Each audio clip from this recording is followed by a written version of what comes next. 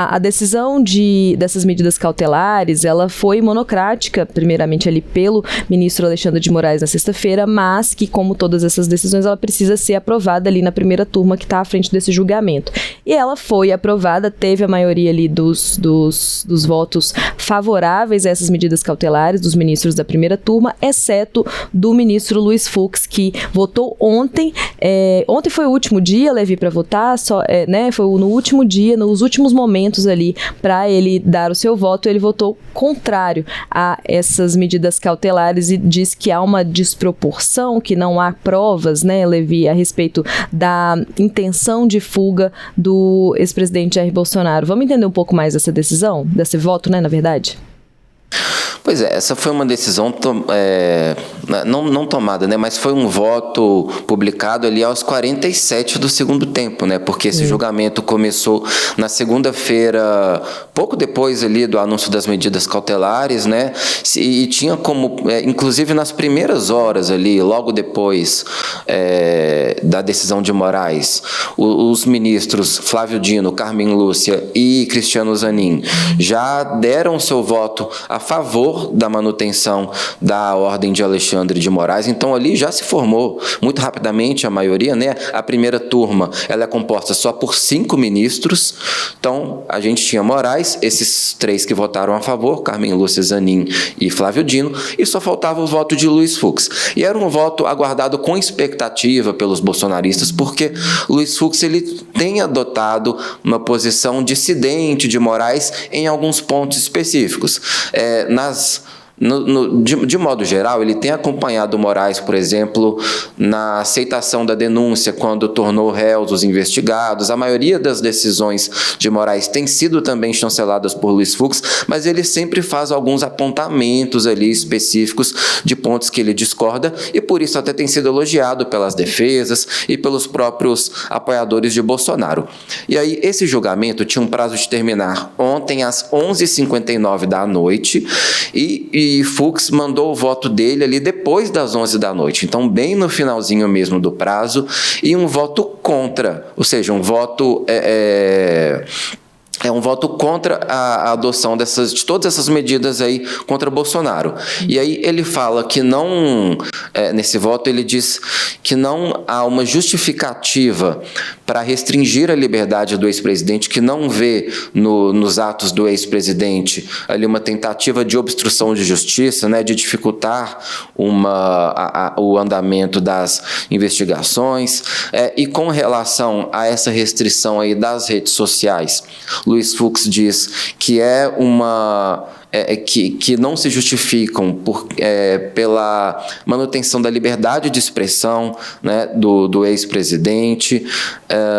e, portanto, Luiz Fux acompanha aí o entendimento das defesas, e era um voto até que surpreendeu algumas pessoas, porque apesar de todas essas divergências, muita gente esperava que Fux fosse acompanhar Alexandre de Moraes, mas acabou indo contra, acabou né? Divergindo.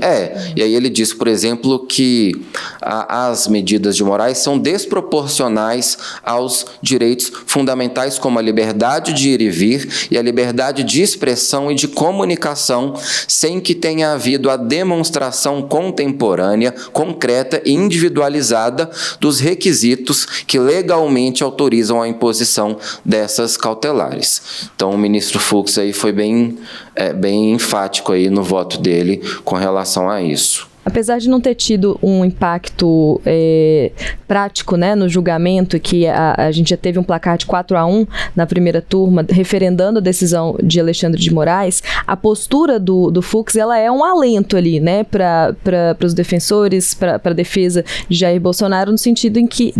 ele está ali se colocando num ponto de questionamento, mesmo que muitas vezes não seja de questionamento total como foi agora, que é ir contra uma decisão do relator Alexandre Alexandre de Moraes, ele traz contrapontos. Então, há uma expectativa muito grande por parte do bolsonarismo, né, Levi, de que o Fux traga esse contraponto de forma mais contundente ali ao longo do julgamento, que já está na fase final ali.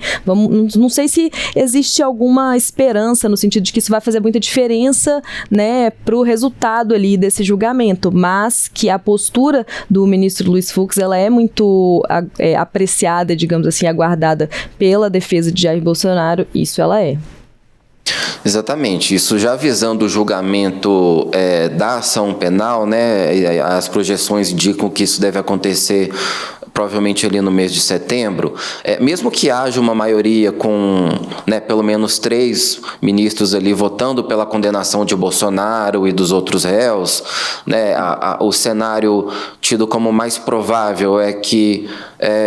pelo menos 4 dos 5 ministros votem pela condenação de Bolsonaro, e aí existiria essa dúvida em relação à posição de Fux. Caso o Luiz Fux vote por uma absolvição ou adote um voto mais ameno em relação aos réus do que os outros ministros, isso já abre a brecha ali para a apresentação de mais recursos depois, porque muitos desses recursos pós-condenação, eles são previstos, por exemplo, caso não haja uma decisão unânime, caso haja uma divisão ali, no caso de decisões colegiadas, né, tomadas por tribunais superiores. Então, tudo isso é acompanhado muito atentamente pelas defesas, né, porque mesmo que haja esse cenário aí de condenação, para elas poderem apresentar recursos contestando ali a decisão da maioria, e nem que seja para protelar aí um eventual trânsito em julgado.